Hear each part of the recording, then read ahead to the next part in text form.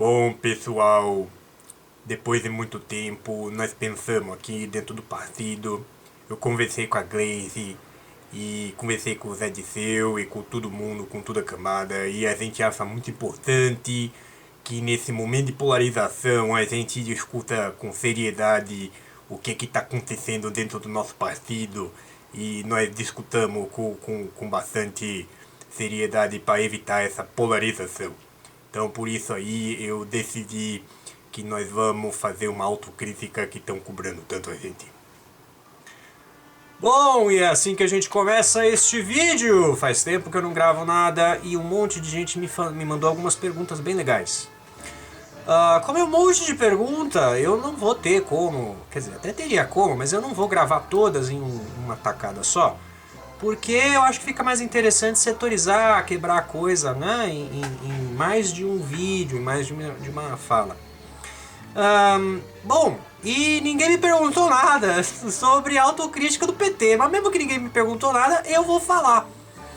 Veja, tem, assim, até hoje, né, a esquerda cobra a autocrítica do PT, a direita cobra a autocrítica do PT, as viuvinhas da Lava Jato que pedem uma autocrítica do PT, cobram, e tal. E bom, a gente, vamos ser sinceros, primeiro, a gente sabe que o PT nunca vai fazer essa autocrítica, né? E segundo, mesmo que o PT tente fazer algum tipo de autocrítica, com certeza não vai ser o tipo de resposta que eles deveriam dar para justificar as suas ações, as suas atitudes e, digamos assim, por que as coisas deram errado, tanto dentro do partido quanto dentro do sistema político brasileiro como um todo. Não é?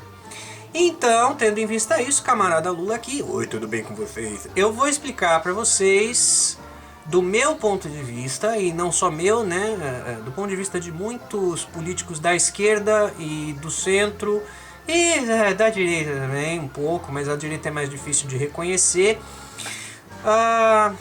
alguns dos elementos que merecem uma reflexão do Partido dos Trabalhadores e que mereceriam que o Partido dos Trabalhadores não precisaria admitir isso publicamente, mas que ao menos eles dentro do seu interior, no seu ninho, que eles discutissem pautas como essa para crescerem enquanto seres humanos mesmo e para, vamos dizer assim, para deixar de ser o tiozão boomer e para se atualizarem no discurso político nacional, internacional e amadurecerem mesmo. Né? Bom, essa foi a introdução da coisa aqui. Então a gente vai por pontos. O primeiro ponto é o seguinte: a gente sabe que assim, é desnecessário dizer que a era PT, com todos os seus erros, que houve vários erros de trajetória, escândalos de corrupção, mas independentemente disso, o governo PT teve sua grandeza. Nunca se viu, Nunca antes na história desse país. Nunca antes na história desse país a gente teve tanto desenvolvimento e diminuição da pobreza. Isso é inegável.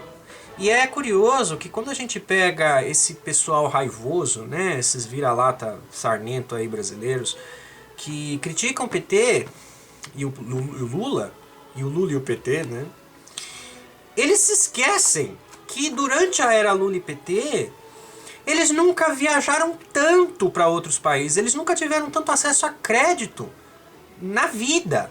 Né? Eles se esquecem completamente que graças ao governo petista houve avanços gigantescos no padrão de consumo brasileiro. E eu falo isso até de exemplos de pessoas da minha família que ainda bem, depois de um certo tempo, acordaram e perceberam essa discrepância. Pessoas que por anos papagaiavam, né, o discurso de que o PT é o demônio, o Lula é o demônio, mas ao mesmo tempo pessoas que viajaram para tudo que é país e lucraram muito dinheiro sob a era petista. E assim, precisou de um boçal, precisou de um verme chamado Bolsonaro para essas pessoas compreenderem como era bom antes. Então, eu acho que isso é muito importante de riscar na areia e delimitar antes da gente começar qualquer discussão. O governo petista foi um dos melhores, se não o melhor, que o país já teve. Certo? Mas, porém, entretanto, todavia, isso não os exime de erros de percurso. Quanto aos erros de percurso, a gente poderia dividir em duas categorias. Os erros que a direita diz que o PT cometeu e os erros que a esquerda não diz, mas deveria estar dizendo que o PT cometeu. De modo breve, vamos começar com os erros que a direita diz que o PT cometeu.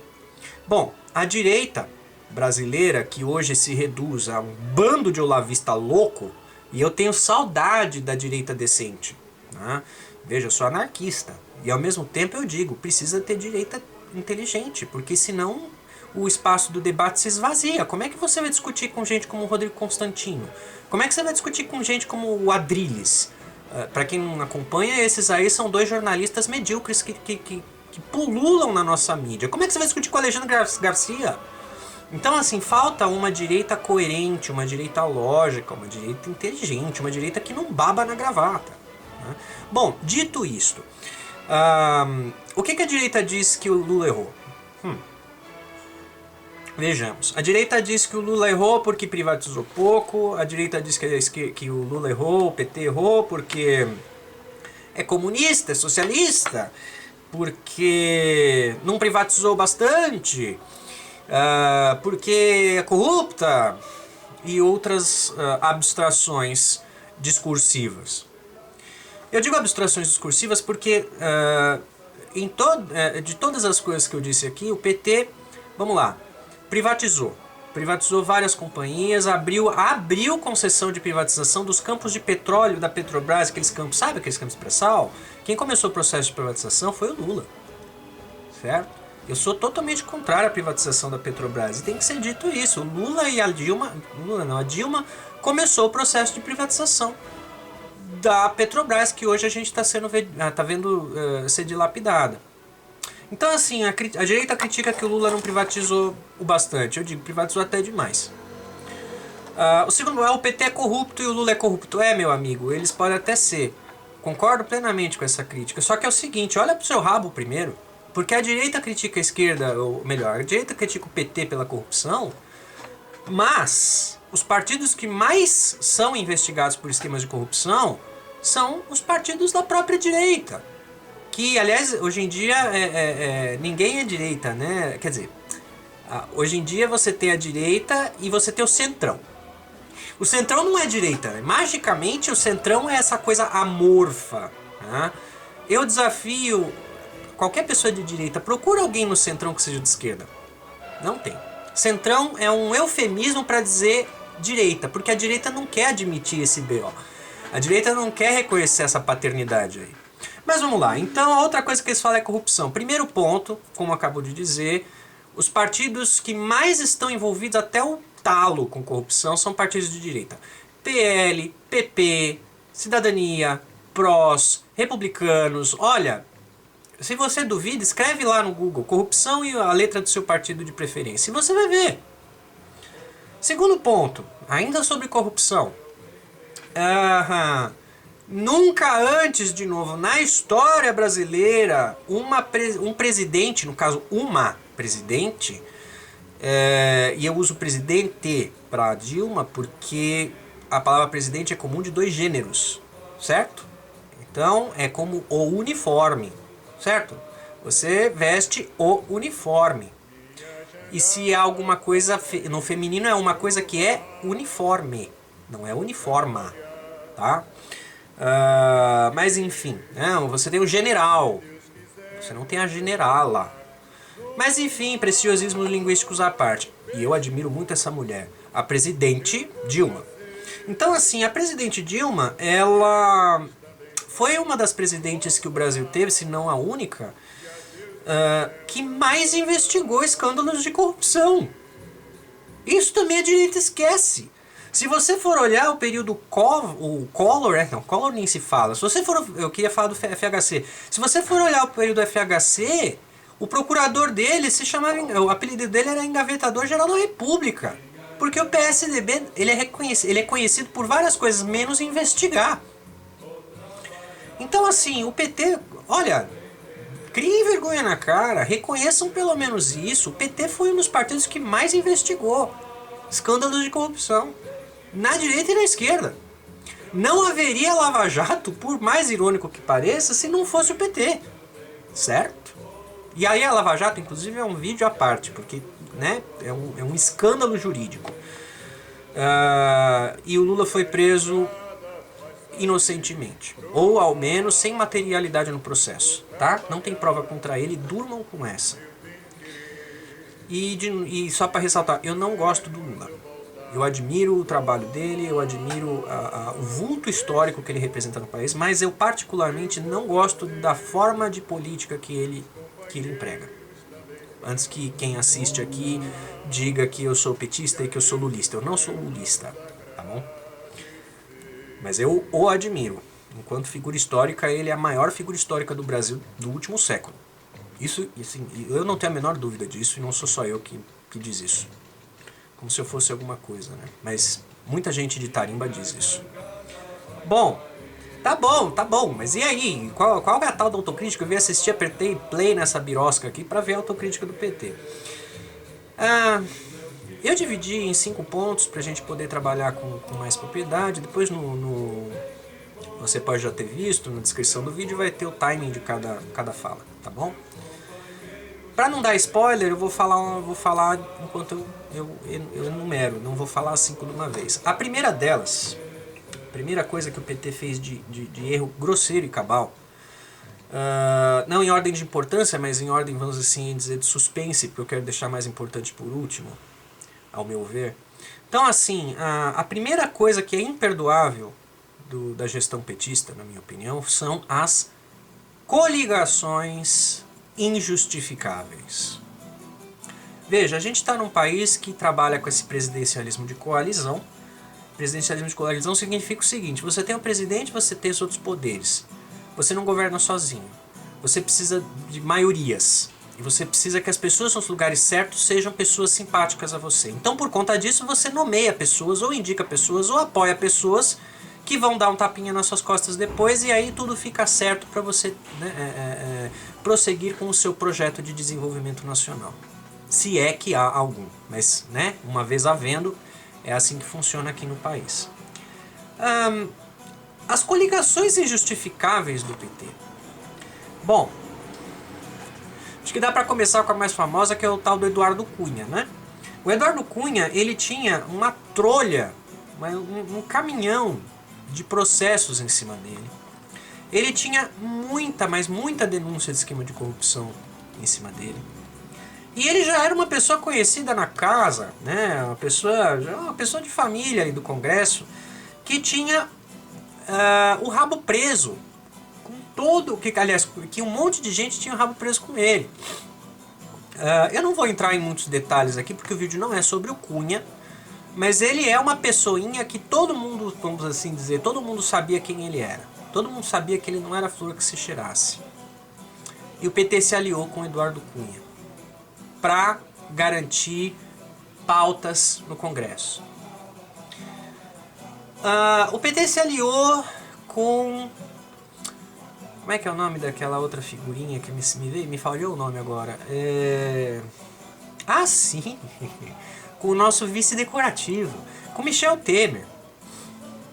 O Michel Temer também dispensa apresentações, né? Ele foi um deputado com votação medíocre por muitos anos da vida dele, com aquele pedantismo horrível, né? Digno de gente que, enfim, né? que não sabe o que é pobre e não faz questão de saber. E o Michel Temer também é uma pessoa que todo mundo sabia quem era. Ele pertence ao partido um dos partidos mais cebosos de Brasília. É um partido que sempre esteve no governo. É um partido amorfo, que não tem ideologia. Um partido que não tem critério e nem caráter. E eu fico triste porque existem bons quadros dentro do partido. E eu fico triste porque essas pessoas não deviam estar nesse partido. As pessoas de boa índole dentro do PMDB. E eu não vou chamar de MDB, ele ainda é o PMDB, ele só mudou o branding, né? Só mudaram o nome para deixar uma coisa ali, né? Para não associar com todos os escândalos que o PMDB já se envolveu na história. Com H maiúsculo aqui. Bom, eu não vou muito além disso, mas tem o Gedel Viana, tem o Palocci, tem... Olha, dá para ficar um vídeo inteiro só falando das alianças escusas, das coligações injustificáveis.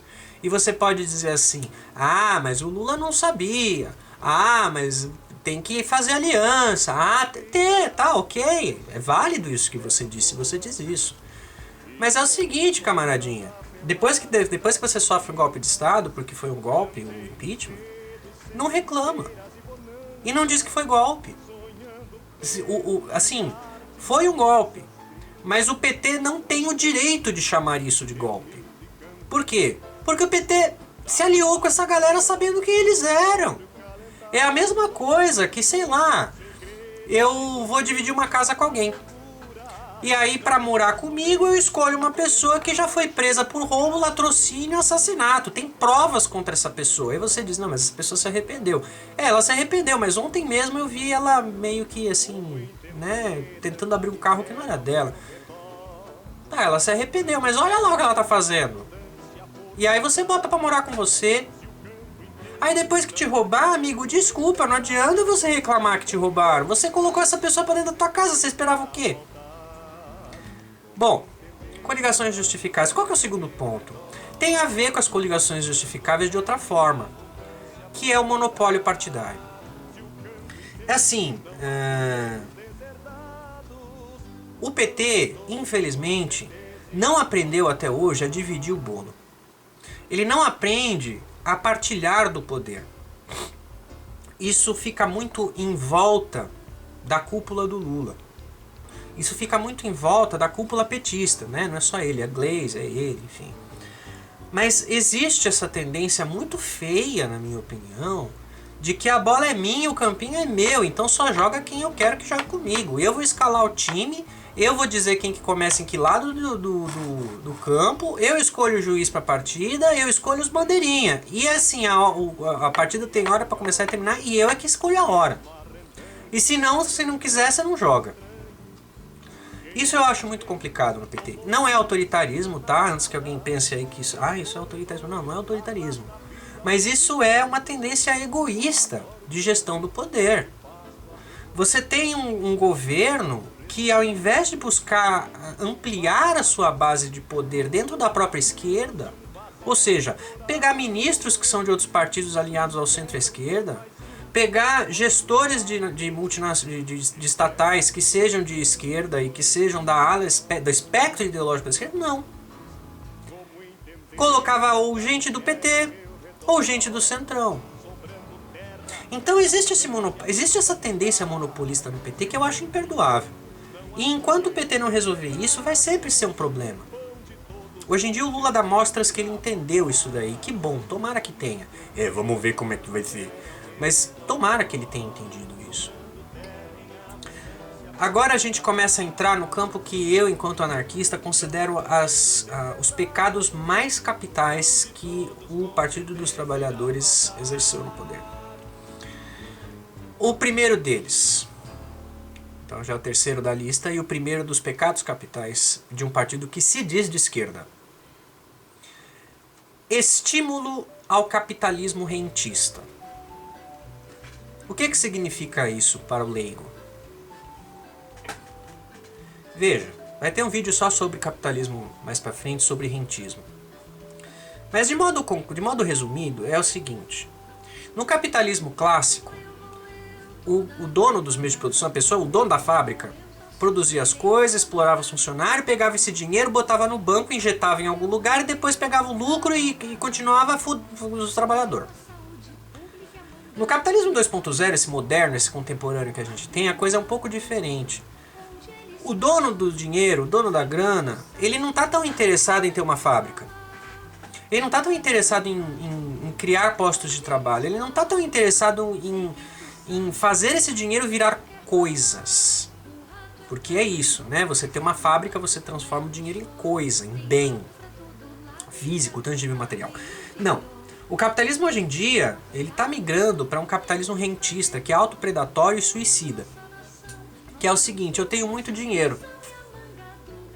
Ao invés de eu criar uma coisa que me gera mais dinheiro e que produza bens materiais no mundo, eu vou pegar esse dinheiro e vou brincar com esse dinheiro para ele fazer mais dinheiro. Eu vou jogar na bolsa de valores, eu vou especular no mercado internacional, eu vou investir em dólar, eu vou investir em ouro, eu vou investir em petróleo, mas eu não vou investir em coisas que geram bens. E aí você tem gente como esse ser horrível também, que é o Paulo Guedes, né, que já foi dono de banco, não sei se ainda é, mas ele era dono do um dos donos do BTG, ou o sócio, ou algo que o valha. Ele tinha conexões ali com a cúpula do BTG Pactual. Bom, no governo Lula tem aí as manchetes. O governo, o sistema bancário nunca lucrou tanto quanto na era Lula. Eu vou repetir. Em um governo de um partido que se diz de esquerda,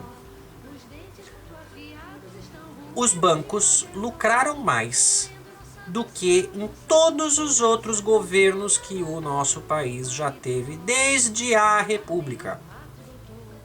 Desde a fundação da República. E eu não sei se é até desde a monarquia, viu? Eu até arriscaria dizer que sim. Mas pelo menos desde a fundação da República a gente sabe, não houve governo que favoreceu tanto os bancos. E você diz assim, mas favorecer o banco é uma coisa boa, porque isso gera receita para o país. Mentira, não gera. Por quê? A maioria dos bancos são bancos internacionais, ou seja, o dinheiro que é feito aqui por especulação vai embora para as matrizes deles nos países deles, como o Santander na Espanha, ou o HSBC na China, e por aí vai. Segundo ponto é que um banco não está interessado no desenvolvimento de um país. Um banco está interessado no desenvolvimento do seu próprio capital para pagamento de bônus para os seus acionistas. O governo Lula favoreceu uma indústria bancária onde pessoas que vivem de parasitar a economia lucraram e prosperaram. Não só lucraram e prosperaram, como depois ainda articularam o golpe.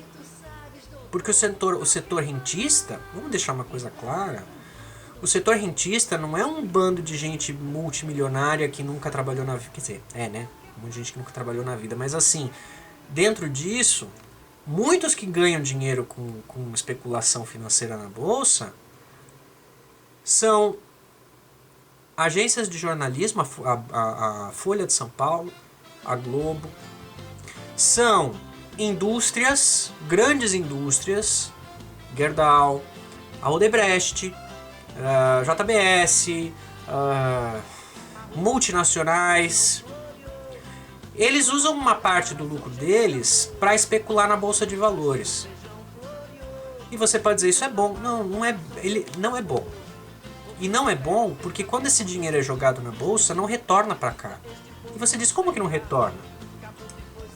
Isso merece um outro vídeo também, mas tem muito economista que diz isso com mais propriedade que eu, que é o seguinte: não existe, e o Ciro Gomes é um que fala muito disso, não existe imposto sobre lucros e dividendos. Ou seja, o amiguinho pode ganhar, encher o rabo de dinheiro na bolsa de valores, com especulação financeira da mais suja, e ele não vai pagar um centavo de imposto. Você que está me assistindo que compra pão de R$1, que já está nesse preço absurdo, compra um pão que custa R$1, pelo menos 20 centavos desse pão, se não mais, são imposto. E eles não pagam nada por 20 bilhões que eles ganham num dia. Essa operação que fez eles ficarem bilionários, eles não pagam R$1 de imposto. O imposto de renda é diminuído. A alíquota que eles pagam de imposto é menor do que a sua. Certo? Então esse é o erro, é o primeiro dos erros aqui que eu, enquanto anarquista, considero imperdoáveis do governo petista. Favoreceu o sistema bancário e o sistema do capitalismo rentista ao invés de favorecer o sistema de capitalismo produtivo. Já que nós estamos nessa caralha de capitalismo, vamos trabalhar direito dentro desse sistema. Vamos fomentar a indústria nacional. E não um bando de parasita que pega o dinheiro e ganha dinheiro especulando na bolsa de valores. O segundo ponto foi o índice. Agora, então falei do meio produtivo, agora eu vou falar do meio de consumo, de nós mesmo, da gente aqui, do povo. Estímulo, ou melhor, incentivo ao consumismo irresponsável. Veja, no começo do vídeo eu comecei elogiando o governo Lula por ter aumentado o acesso ao crédito, por ter aumentado o consumo das famílias brasileiras. Eu não retiro esse elogio. O problema é a forma como foi feito esse estímulo. As pessoas, elas tiveram mais acesso a crédito, né? Mais a dinheiro e tal. Também é uma outra coisa, é um outro vídeo só para isso, que é essa coisa do crédito, né? Todo mundo teve dinheiro na era Lula, mas é curioso que esse dinheiro sumiu. Sumiu porque não era dinheiro físico, por assim dizer, era crédito bancário. Todo mundo tem dívida em banco. Por quê? Porque aquela bonança que a gente teve no passado era dinheiro de crédito, não era débito. Mas isso é uma outra história. E tem a ver com o que eu falei do capitalismo rentista. Mas vamos lá.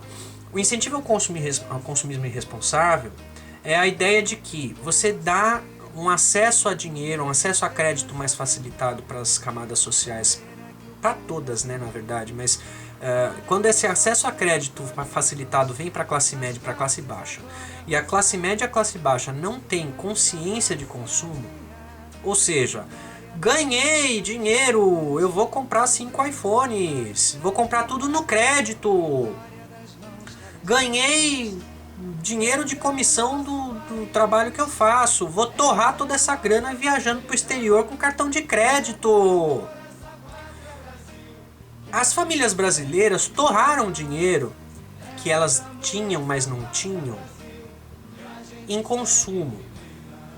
E um consumo vão, porque como esse dinheiro é de crédito, é um dinheiro que elas têm que pagar pro banco com juros.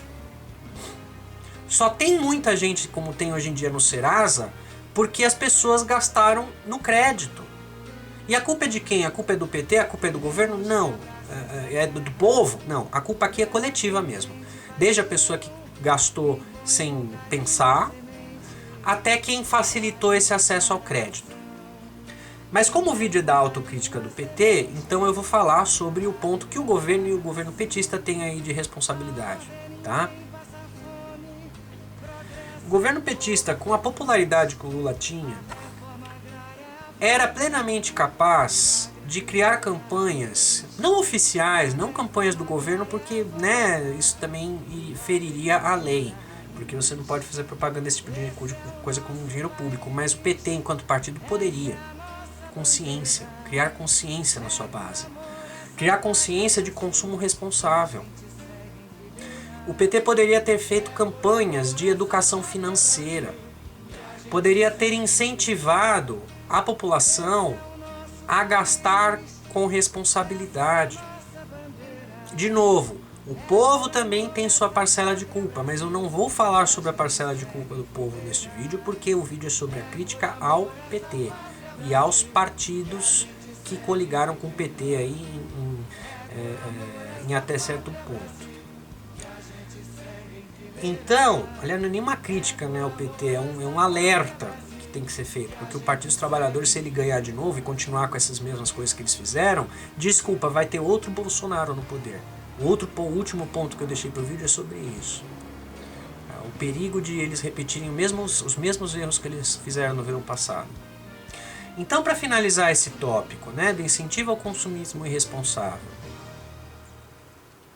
não houve da parte do partido nenhum tipo de ação nas comunidades ou na classe média, ou até na classe alta, para criar uma consciência de consumo responsável.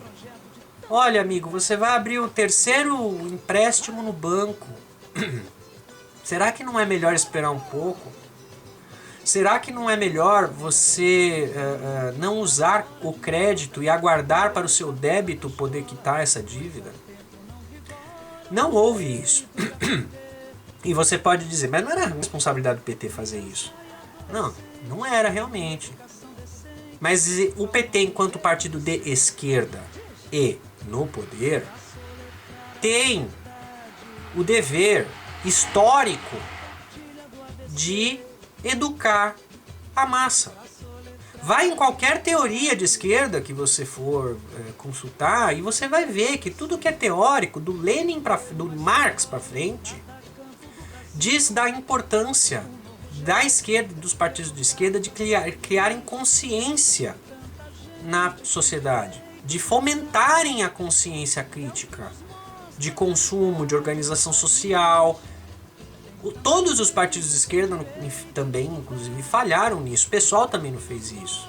Mas de novo, esse vídeo é da crítica ao PT. Porque o PSOL nunca teve um presidente com 80% de aprovação e nunca teve 3 ou 4 presidentes emplacados no Planalto. Caiu o microfone aqui. Certo? Bom, isso nos leva ao último ponto, que está no topo dessa pirâmide, não por acaso, que é a falta de consciência de classe. E olha, se prepara, agora esse meu argumento vai ter uns 10 minutos, eu acho. Já estamos aqui caminhando para os 30 minutos de vídeo. Veja bem, eu acabei de falar daquela coisa do dever histórico da esquerda. Tem outros vídeos aqui no canal que eu gravei com o Luiz falando sobre a esquerda e o seu papel na história e em que ponto que a esquerda se perdeu na história.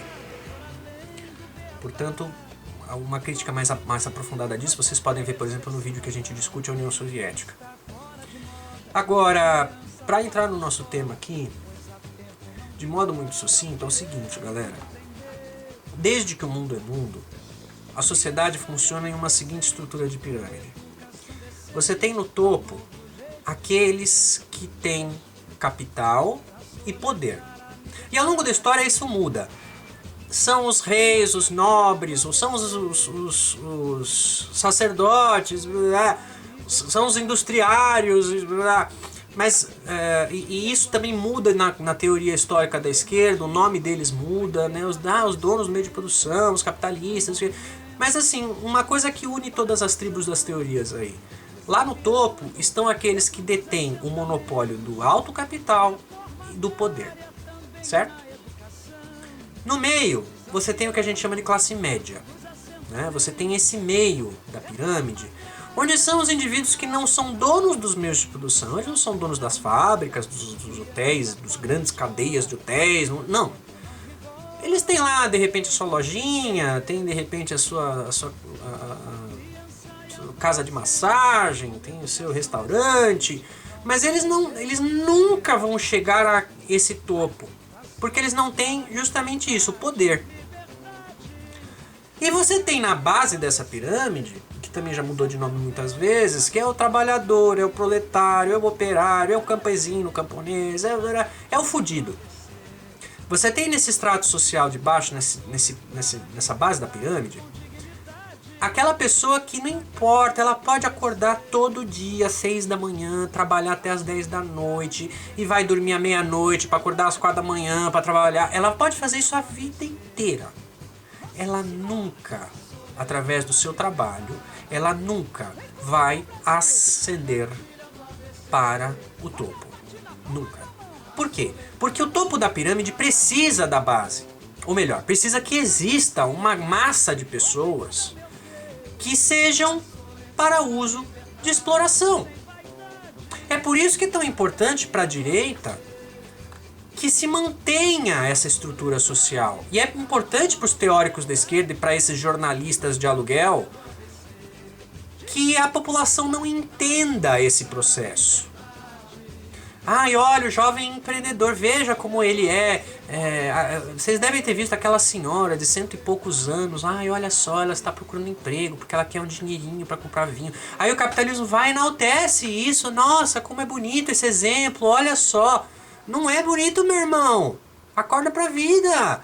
Essa senhora, ela já contribuiu para além do que deveria da sociedade. Ela devia estar gozando dos prazeres da vida há muito tempo.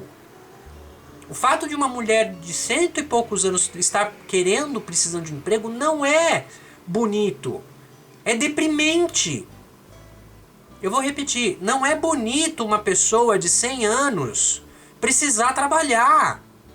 É deprimente. E isso reflete o quão ignorante a sociedade é do seu papel dentro da estrutura social. A pirâmide das organizações da sociedade, da organização social, da estrutura de classes. É importante, é mais do que importante, é urgente que a classe média e a classe baixa entendam onde elas estão nessa pirâmide e por que elas estão nessa pirâmide. Ou melhor, por que elas estão nesse degrau que elas se encontram. É urgente. E sabe por que é urgente? Porque se você, meu amigo, que é pobre, não entender por que você nunca vai ser rico, você vai comprar o discurso do primeiro imbecil que aparecer na sua frente, que te der uma resposta fácil. Se você não entender minimamente o porquê que essa estrutura social precisa, ser desse jeito, qualquer capitãozinho de merda pode ser eleito presidente. Por quê? Porque é necessário ter consciência de classe. O que é consciência de classe? É quando eu, de classe média baixa, agora falando eu mesmo, é quando eu, de classe média baixa, compreendo que existe uma estrutura social. Essa estrutura social, esse topo da estrutura social, não quer que os outros degraus subam. Porque quanto mais gente nesse topo da estrutura social, mais competição entre eles vai haver. Uma das razões, tem um monte, mas essa é uma delas. Dividir poder. Ninguém quer dividir poder ali em cima. Ninguém quer que os outros tenham fábricas e fábricas e fábricas, e empresas e indústrias. Não. Eles querem deter um monopólio. Porque quanto mais gente, menos dinheiro para eles. O segundo ponto do porquê que é importante da estrutura de classe, eu gosto de dar o exemplo da Ana Hickman. Mas podia ser qualquer outra pessoa aí. Imaginem vocês, a Ana Hickman com seu apartamento de 3 km² ali. A casa dela, ela é uma casa muito bela. A casa dela é uma casa muito bonita, muito higienista, né? Toda branca, toda suntuosa. Vamos dizer que ela comeu macarrão e caiu molho no chão. Vocês conseguem imaginar a Ana Hickman indo na área de serviço, pegar um pano, passar desinfetante e passar o rodo? Vocês conseguem imaginar a Ana Hickman passando o rodo no chão da sala dela? Não. Vamos dizer que o Neymar acabou de fazer uma festa com os parça. Tá uma zona. A casa dele tá uma bagunça. Tem copo de vodka em tudo que é lugar. Tá os lixo tudo entupido de tranqueira. Bituca de cigarro até na orelha.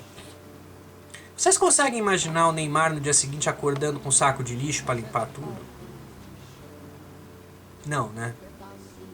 Pois bem, eu acabo de explicar para vocês de um modo bem ilustrativo o que é a consciência de classe. Ou melhor, o porquê que é necessária a consciência de classe. Essas pessoas que têm um grande capital, essas pessoas que têm muita grana, a grande maioria, a maioria esmagadora delas não quer fazer certas coisas. Porque não tem tempo, porque não gostam, por razões. Se elas não querem fazer, elas vão precisar de alguém que faça. Agora veja, se o pobre tem um diploma, se o pobre tem dinheiro para viajar, se o pobre tem dinheiro para fazer coisas e para abrir empresas e tudo mais, quem é que essa gente vai contratar para limpar o chão da casa? Vocês estão entendendo? É assim que a nossa sociedade funciona. Aquelas pessoas do topo precisam de gente pobre e ignorante. Por quê? Porque essa gente pobre e ignorante vai trabalhar por qualquer migalha. E vai achar que está ganhando muito. E aí é que vem o papel nefasto da direita. Dessa direita fascista. O papel de convencer o pobre que se ele trabalhar, como diria Chauí, se ele trabalhar, se fizer tudo direitinho, se ele acordar cedo, se ele, sabe, se ele for um exemplo de cidadão de bem, se ele fizer tudo direitinho, ele vai chegar no topo um dia. É vital para essas pessoas do topo que as pessoas de baixo acreditem nesse discurso. Sabe por quê? Porque quanto mais gente acreditar nesse discurso, mais gente eles vão conseguir, por assim dizer, retardar no processo de escalada social. Mais gente eles vão conseguir convencer de que, olha, amigo, continua trabalhando aí, lá limpando a minha casa, porque um dia se você juntar bastante dinheiro, você vai ser que nem eu. Você vai poder pegar esse dinheiro aí e investir também na sua startup. Você vai poder investir na bolsa, como agora está tendo essa onda criminosa de pessoas que estão sendo jogadas para operar na bolsa de valores com day trading, que nada mais é do que um cassino legalizado, onde todo mundo perde mais do que ganha. Bom, essa é a teoria de classes, gente. Espero que vocês tenham entendido porque que é importante entender sobre a teoria de classes. Mas que caralho tem isso a ver com o PT e o Lula? Tem tudo a ver. Tem tudo a ver. Sabe por quê? Nenhum presidente, nenhum partido da história do Brasil conseguiu a popularidade que o PT teve. E o PT se diz de esquerda. Pois bem, um dos pilares basilares da esquerda é o desenvolvimento da consciência de classe. Se existe algo, sabe, que tá ali, é um dos 10 mandamentos da esquerda, é ajudar a população a compreender o processo de exploração, para que ele, o indivíduo enquanto explorado, compreenda por quem ele é explorado. E aí eu lhe pergunto, em 13 anos de PT, com popularidade de mais de 80%, houve algum momento na gestão do PT em que o PT, que é um partido de esquerda, se propôs a esse diálogo? Se propôs a esse debate? Houve algum momento em que o PT estimulou na sociedade o discurso, o debate sobre estruturas de poder? Não, não houve. E você quer minha opinião sincera? Jamais vai haver. Porque o PT, assim como vários outros partidos de esquerda, optaram pelo caminho da tal da governabilidade. Ou seja, você abraça o capeta para ser eleito. E você trabalha junto com o capeta depois de eleito. E você não pode dar um nome pro capeta. Porque se as pessoas compreendem com quem você está coligado, se elas entendem o processo histórico para o qual elas estão sendo levadas, elas não vão mais votar em você. Traduzindo isso em miúdo, se as pessoas criarem consciência de classe, elas vão entender que nem os partidos que estão dizendo que lutam por elas da esquerda estão de fato lutando por elas na esquerda. E pior, essas pessoas vão começar a fazer perguntas incômodas para a direita, que por sua vez permitiu que a esquerda estivesse no poder. Porque veja bem, a esquerda só ganha o poder quando a direita permite. É uma longa história essa aqui, mas para resumir, acredita no que eu estou falando. E se não acreditar, vai no Google e estuda bastante aí sobre teoria de esquerda, ou bota nos comentários aqui por que eu acho isso e eu boto mais coisas escritas, porque já estamos caminhando a quase 1 hora de vídeo. Não é de interesse da esquerda brasileira, da grande parte, não é de interesse de grande parte da esquerda brasileira discutir consciência de classe. Por quê? Porque uma vez que a sociedade entender, a grande sociedade, né, as pessoas das camadas mais pobres e tal, a partir do momento que essas pessoas entenderem como funciona o ciclo de exploração e elas verem assim a coisa como é, vai ser como se fosse, sei lá, aquela coisa da pessoa que acabou de comer cogumelo, assim, de repente você tá vendo tudo normal e de repente você vai se ver numa realidade paralela. Porque você vai começar a entender por que você é pobre. Você vai começar a tirar o véu de mentira que a direita bota na sua cabeça. E aí, de novo, não é de interesse da esquerda isso. Ao menos dos grandes partidos de esquerda, ou ao menos ainda dois. Não é de interesse de grande parte dos maiores partidos da esquerda nacional. Porque a esquerda, para entrar no poder, precisa do apoio daqueles que estão no topo da pirâmide. Qual é o único caminho que existe para a gente contornar isso? Bom, o caminho seria a revolução, mas vamos ser sinceros, isso não vai acontecer. Então, dentro do projeto democrático, uma gradual consciência de classe na sociedade. E aí, de novo, para mim, é o maior pecado que o PT, enquanto partido que se diz de direita, de esquerda, olha o ato falho aí, o PT, enquanto partido que se diz de esquerda, cometeu. Eles tinham a faca e o queijo na mão para ajudar a sociedade brasileira a compreender quem são aqueles que os exploram. Mas ao invés de contribuir para esse processo histórico crucial nesse momento que a gente vive no mundo, ao invés de contribuir para isso, eles entupiram a gente com dinheiro de crédito, eles entupiram a gente com discursos importados dos democratas americanos, eles entupiram a gente com discursos para dourar a pílula de coligações absurdas, como a gente falou no vídeo. Eles criaram coligações com gente que nunca deveria ter se coligado. E deu no que deu. Para terminar a coisa, você diz, tá, mas por que é tão importante essa consciência toda da gente saber por que o PT errou e tal? A importância é a seguinte, amiguinho. Tem muito analista que até hoje quebra a cabeça para entender como é que o do Bolsonaro ganhou. Como é que uma excrescência humana como ele ganhou. Olha, tem um monte de teoria, né? A grande parte delas são válidas. Mas existe uma forma muito mais simples de resumir tudo isso, essas teorias todas. O Bolsonaro só ganhou porque a grande maioria da sociedade não tem consciência de classe.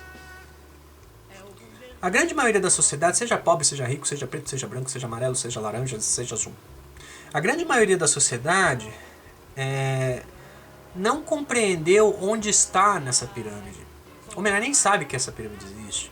A grande parte da sociedade brasileira ignora que existe uma elite suprapartidária, ou seja, que não é o partido A ou B, é uma elite de pessoas mesmo. Muitas vezes nem pertence a partido. E essa elite, ela sempre vai tentar emplacar alguém. Ela sempre vai tentar eleger alguém que vá contra os interesses da população. Porque aquilo que é de interesse do povo não é de interesse da elite. Uma vez que essa elite não tem um representante decente, ela ainda assim vai escolher alguém. E para nossa desgraça, na última eleição ela escolheu a escória humana, que é o nosso presidente da República. Que com todas as letras pode se afirmar que pratica genocídio. Por inúmeras razões que várias outras pessoas já declararam, afirmaram, e várias estão sendo processadas e inclusive presas por dizerem a verdade ululante, a verdade óbvia e nítida. Então, quando dizem o Bolsonaro só foi eleito por causa do PT, eu acho que isso daí é um resumo muito grosseiro, mas não deixa de ser verdade. Mas não é pelas razões que eles afirmam. Não é porque o PT foi corrupto, não é porque o PT foi ladrão, não é porque o Lula tem um triplex ou tinha, ou não vai ter, ou sei lá, não é por causa da lavagem, não. A forma mais simples de explicar é porque o PT não se interessou quando devia, quando podia. Ele não se interessou em criar consciência de classe entre os seus eleitores e entre aqueles que também não elegeram o PT. Porque aí quando chegou a crise com a Dilma, a pessoa que tinha dinheiro antes se viu sem dinheiro. E como ela não tem consciência de classe, como ela não tem consciência política, como ela não sabe por que o dinheiro dela sumiu, ela busca respostas. E aí o que essa elite fez? Colocou um palhaço assassino, emplacou esse palhaço assassino, porque antes ele do que o PT. É isso aí. Espero que vocês tenham gostado. E vamos que vamos. Depois eu vou gravar outros vídeos sobre outras das perguntas que me foram feitas. Até mais.